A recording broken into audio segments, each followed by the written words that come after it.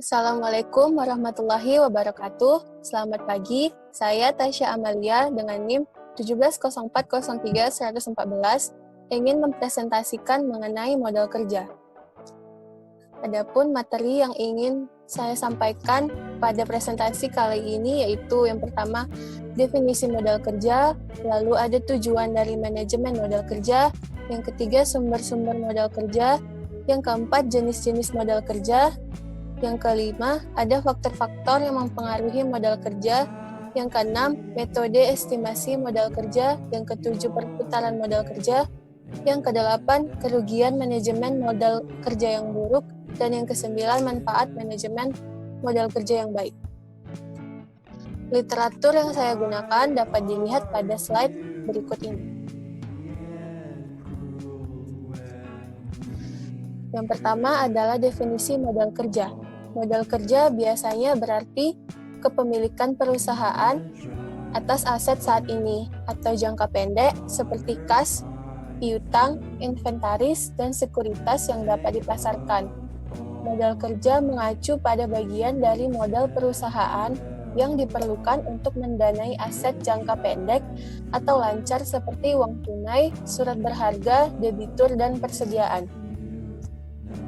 Modal kerja juga berarti dana atau modal yang tersedia dan digunakan untuk operasi sehari-hari suatu perusahaan. Ini mengacu pada dana yang digunakan selama periode akuntansi untuk menghasilkan pendapatan saat ini dari jenis yang konsisten dengan tujuan utama keberadaan perusahaan. Modal kerja adalah uang yang digunakan untuk membuat barang dan menarik penjualan. Semakin sedikit modal kerja yang digunakan untuk menarik penjualan, semakin tinggi pula kemungkinan laba atas investasinya. Modal kerja biasanya diartikan sebagai modal kerja sama dengan aktiva lancar dikurangi kewajiban lancar. Lalu yang kedua adalah tujuan dari manajemen modal kerja. Manajemen modal kerja adalah tentang aspek komersial dan keuangan dari inventory, kredit pembelian, pemasaran, dan royalti, dan kebijakan investasi. Semakin tinggi margin keuntungannya, semakin rendah pula kemungkinan tingkat modal kerja yang terikat dalam membuat dan menjual judul. Lalu manajemen modal kerja diperlukan agar perusahaan dapat mempertimbangkan cara untuk meningkatkan profitabilitas, memangkas biaya, dan membuat proses bisnis menjadi efisien. Manajemen jelas memiliki tujuan tertentu. Merujuk pada pernyataan Kashmir, tujuan dari manajemen modal kerja adalah sebagai berikut, yaitu bermanfaat untuk memenuhi kebutuhan profitabilitas perusahaan. Lalu perusahaan akan mampu memenuhi kewajiban tepat waktu jika mempunyai kecukupan. Lalu manajemen dapat melindungi perusahaan apabila terjadi masalah pada modal kerja disebabkan adanya penurunan nilai aktiva lancar. Jika rasio keuangan memenuhi persyaratan, perusahaan bisa mendapatkan tambahan dana dari pihak kreditur. Penggunaan aktiva lancar dapat dimaksimalkan untuk dapat meningkatkan laba dan penjualan. Selanjutnya adalah sumber-sumber modal kerja. Modal kerja dapat berasal dari berbagai sumber, yaitu sebagai berikut. Yang pertama ada pendapatan bersih. Modal kerja ini diperoleh dari hasil penjualan barang dan hasil-hasil lainnya yang meningkatkan uang kas dan piutang. Lalu ada keuntungan dari penjualan surat-surat berharga. Lalu ada penjualan aktiva tetap, investasi jangka panjang, dan aktiva tidak lancar lainnya. Lalu ada penjualan obligasi dan saham, serta kontribusi dana dari pemilik. Kemudian dana pinjaman dari bank dan pinjaman jangka pendek lainnya. Lalu ada kredit dan supplier atau trade creditor. Yang keempat adalah jenis-jenis modal kerja. Menurut Taylor Sutrisno, modal kerja bisa dikelompokkan ke dalam dua jenis, yaitu sebagai berikut. Yang pertama ada jenis modal kerja permanen. Adalah modal kerja yang selalu menjalankan kegiatannya untuk memenuhi kebutuhan konsumen. Modal kerja permanen dibagi menjadi dua macam, yaitu modal kerja primer dan modal kerja normal. Lalu jenis yang kedua adalah modal kerja variabel, adalah modal kerja yang jumlahnya berubah-ubah sesuai dengan perubahan kegiatan ataupun keadaan lain yang mempengaruhi perusahaan. Modal kerja variabel terdiri dari yang pertama ada modal kerja musiman, lalu ada modal kerja siklis, dan yang terakhir ada modal kerja darurat. Lalu ada faktor-faktor yang mempengaruhi modal kerja. Faktor-faktor yang mempengaruhi besar kecilnya modal kerja yang digunakan oleh perusahaan untuk membiayai operasinya akan selalu berputar terus-menerus selama perusahaan itu menjalankan operasinya. Maka investasi dalam modal kerja yang ada dalam perusahaan tidak selamanya tetap jumlahnya, atau besarnya akan mudah sekali berubah-ubah. Jadi besar kecilnya modal kerja dipengaruhi oleh bermacam-macam faktor. Menurut Rianto, besar kecilnya kebutuhan modal tergantung pada dua faktor, yaitu yang pertama adalah periode perputaran atau periode terikatnya modal kerja, yang merupakan jumlah dari periode terikatnya dana dalam unsur-unsur modal kerja, yang meliputi waktu pengambilan kredit, lamanya persediaan disimpan di gudang, lamanya proses produksi, serta jangka waktu penerimaan piutang. Lalu yang kedua adalah pengeluaran kas rata-rata setiap harinya, yang merupakan jumlah pengeluaran kas rata-rata setiap hari yang digunakan perusahaan untuk membeli bahan mentah, bahan pembantu, pembayaran upah buruh, dan biaya-biaya lainnya. Perusahaan tidak hanya membutuhkan modal kerja untuk satu kali periode saja, melainkan seterusnya. Selanjutnya ada metode estimasi modal kerja. Untuk menentukan besarnya modal kerja digunakan beberapa metode. Yang pertama, ada metode keterikatan dana, lalu ada metode perputaran modal kerja. Yang pertama adalah metode keterikatan dana. Periode terikatnya modal kerja, yaitu jangka waktu yang diperlukan mulai kas ditanamkan ke dalam elemen-elemen modal kerja sampai menjadi kas lagi. Periode terikatnya modal kerja akan semakin memperbesar jumlah kebutuhan modal kerja dan demikian sebaliknya. Periode terikatnya modal kerja pada perusahaan dagang secara kredit adalah kas, dilakukan pembelian sehingga ada barang, lalu penjualan, maka ada piutang, dan masuknya kas berupa penerimaan. Lalu jika penjualan itu terjadi secara tunai,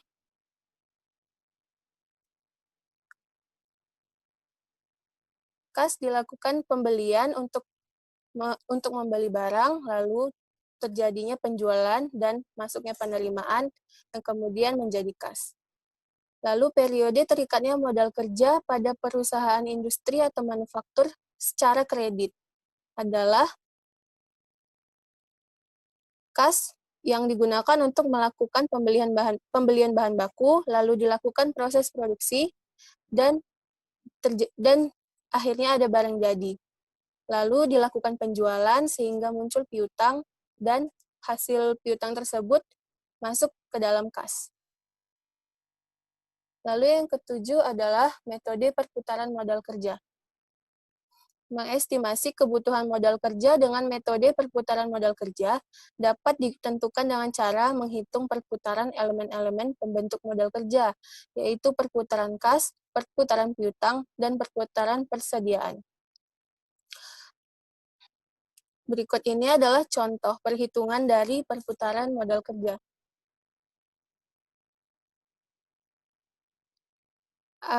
Dalam suatu perusahaan, aktivanya ada 2 tahun dengan kas, piutang, persediaan yang tertera dalam slide tersebut. Dan diketahui bahwa penjualan pada tahun 2009 sebesar 36.000.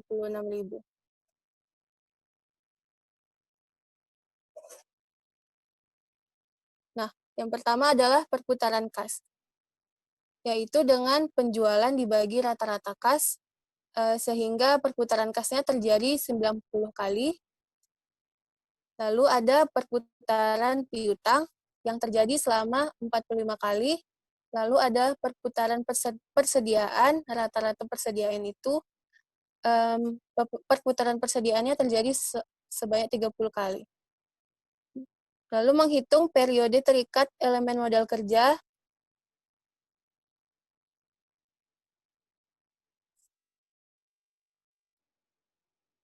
Nah, dari total 24 hari. Dari perhitungan tersebut diperoleh periode terikat elemen modal kerja sebesar 24 hari, sehingga perputaran elemen modal kerjanya sebesar 360 dibagi 24 hari, sehingga ada 15 kali perputaran elemen modal kerja. Nah, jika pada tahun 2010 perusahaan mampu menjual sebanyak Rp45, maka estimasi kebutuhan modal kerja menurut metode ini adalah sebesar Rp3. Lalu kemudian ada kerugian manajemen modal kerja yang buruk. Manajemen modal kerja yang buruk akan mengakibatkan perusahaan tidak dapat memenuhi kewajiban jangka pendeknya, yang akan segera jatuh tempo, sehingga akan berdampak pada financial distress. Lalu ada keuntungan manajemen modal kerja yang baik, yaitu melindungi perusahaan terhadap krisis modal kerja karena turunnya nilai dari aktiva lancar. Yang kedua, memungkinkan untuk dapat membayar semua kewajiban-kewajiban tepat pada waktunya.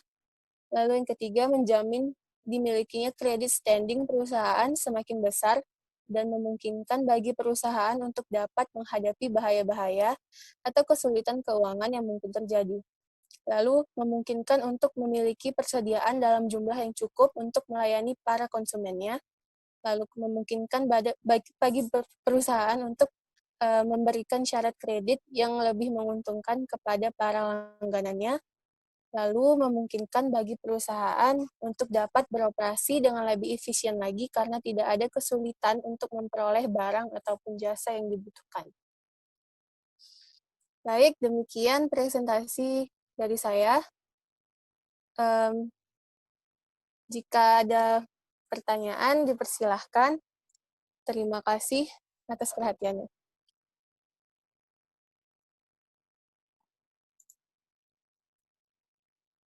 Apakah ada pertanyaan?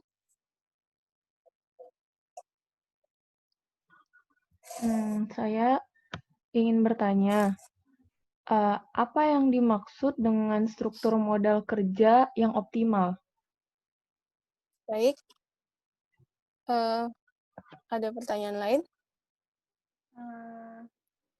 Saya ingin bertanya, mengapa seorang manajer perlu mempertimbangkan modal kerjanya? Lalu coba saudari hubungkan dengan terkait definisi pandangan jangka pendek. Terima kasih. Terima kasih atas pertanyaannya. Saya akan mencoba menjawab pertanyaan dari Kelisa. Apa yang dimaksud dengan struktur modal kerja yang optimal? Struktur modal kerja yang optimal itu adalah struktur modal yang meminimumkan biaya penggunaan modal dan memaksimalkan nilai perusahaannya. Struktur modal kerja yang optimal ini dapat ditemukan dengan menyeimbangkan antara keuntungan penggunaan utang dengan biaya kebangkrutan dan biaya keagenan yang disebut dengan modal trade-off. Dibentuk dengan menyeimbangkan manfaat dari penghematan pajak atas penggunaan utang terhadap biaya kebangkrutan.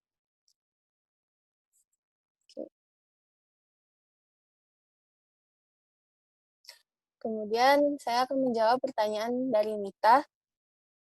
Mengapa manajer perlu mempertimbangkan modal kerja dan hubungkan dengan keterkaitannya terhadap pandangan jangka pendek dalam kurun waktu 1 tahun? Manajer perlu mempertimbangkan modal kerja sesuai dengan definisi modal kerja yang perputarannya itu jangka pendek atau kurang dari 1 tahun. Sehingga modal kerja yang dimiliki dapat berputar melalui hasil penjualan dan produksi, dan modal tersebut mampu menutupi biaya operasional selama maksimalnya 1 tahun. Terima kasih.